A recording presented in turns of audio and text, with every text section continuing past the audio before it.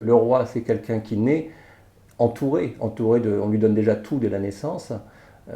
Comment va-t-il pouvoir se prendre des claques et développer et forger son caractère si l'échec n'intervient pas? Et pourtant, nous avons eu, enfin l'histoire semble attester qu'il y a eu quelques rois qui ont eu un peu d'épaisseur. Bon, alors là, je vais sortir de mon domaine de compétences et j'avoue bien volontiers que tu m'entraînes hors de ma zone de compétences. J'ai peu d'amis rois, hein, j'ai peu d'amis rois. Après, si on prend par exemple l'histoire d'un empire comme l'Empire romain, on voit que le triumvirat, c'est quoi? C'est un pouvoir totalitaire avec quand même des consuls qui tempèrent, des espèces de premiers ministres de l'époque, on va dire, d'opposition, qui tempèrent un petit peu l'autoritarisme patent du César. Donc faut-il au roi un balancier? Faut-il au roi quand même une espèce de contre-pouvoir en interne? euh, les périodes de stabilité politique et de pouvoir financier de l'Empire romain semblent le montrer en fait. C'est qu'à un moment, tout seul aux manettes, l'empereur... Ouais, alors ça, moi j'imagine effectivement, il faut toujours un contre-pouvoir, sinon c'est la tour d'ivoire et on prend les décisions les plus baroques et les plus débiles. Mais moi je m'interrogeais sur la question de l'héritier, c'est-à-dire quelqu'un qui naît avec tout, du fait de la situation de son père, qui est roi ou qui peut être simplement industriel, capitaine d'industrie, chef d'entreprise, etc. Et auquel on annonce bah, tu hériteras de ça, tu dirigeras, tu donneras des ordres et tu seras écouté. Comment cette personne peut se forger dans un cadre comme celui-ci?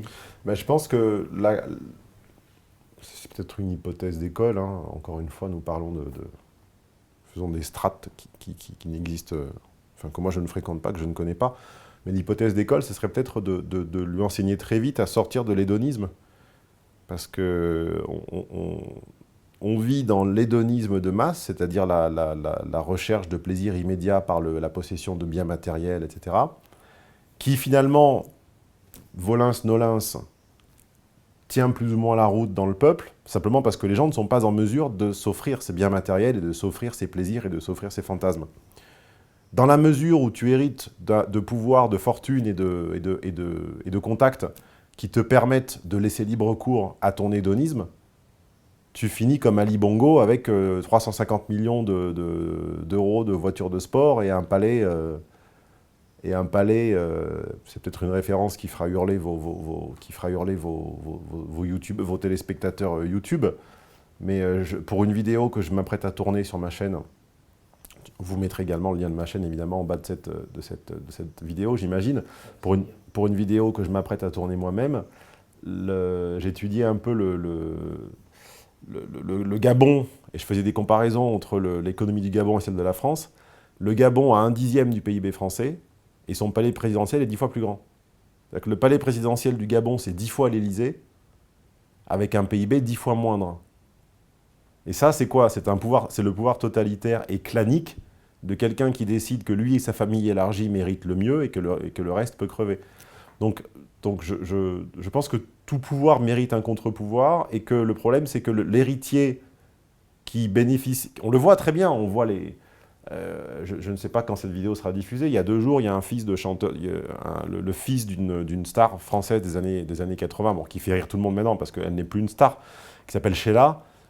Son fils, après X tentatives de suicide, s'est suicidé à 42 ans, avant-hier, le 9 juillet de 2017. Les enfants de stars subissent les affres de la drogue, de l'anorexie, etc. Parce qu'en réalité, l'hédonisme consumériste, hein, la consommation de biens, de technologies, de beaux objets, je sais pas, d'automobiles, de ce qu'on veut, doit être limité finalement par l'incapacité à se l'offrir. Hein, c'est-à-dire que quand on price un produit de luxe, on le met au-dessus des moyens de l'homme médian. Mais dans la mesure où on est en capacité de s'offrir à peu près tout ce que l'humanité produit de beau, de performant et d'agréable, en gros, on peut se payer toutes les escortes du monde, habiter dans les plus beaux palaces du monde et claquer des doigts pour qu'un chef étoilé nous fasse notre petit déjeuner. À un moment, si on ne sort pas très vite de la logique de l'hédonisme, finalement, on fait une surconsommation, une overdose de jouissance à court terme, et on devient un tyran. Enfin, on devient les fils Kadhafi à Paris qui faisaient l'aller-retour des Champs-Élysées en Ferrari aux yeux et à la barbe des flics.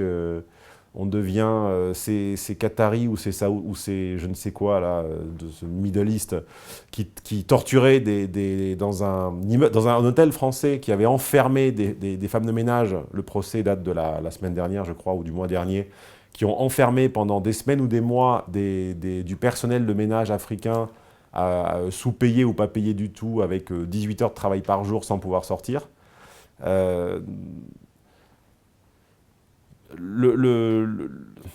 Hériter nécessite une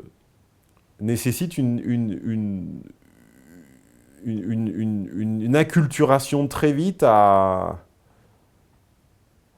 voilà, à sortir de la logique hédoniste. C'est tout ce qui me vient à l'esprit pour l'instant. Donc une éducation au courage, une éducation à la moralité et effectivement peut-être une foi ardente.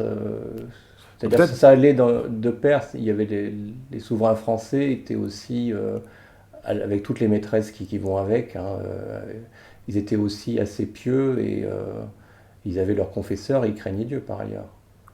Oui, alors ça c'est un autre problème d'ordre... C'était peut-être ce qui faisait tenir le truc et que le oui, mec c'est partait ça. pas, Alors, je suis encore une fois, je nage en domaine d'incompétence, entre guillemets. Ça, ce sont des problématiques eschatologiques. C'est comment limite-t-on l'autorité du soleil, enfin l'autorité royale, quand on ne craint pas la mort. Enfin, quand on ne craint pas le châtiment divin.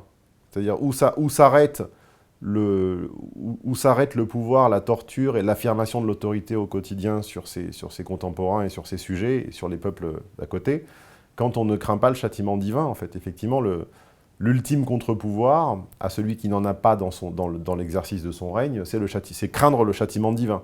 C'est craindre de brûler en enfer, c'est craindre de mille et une représailles après la mort.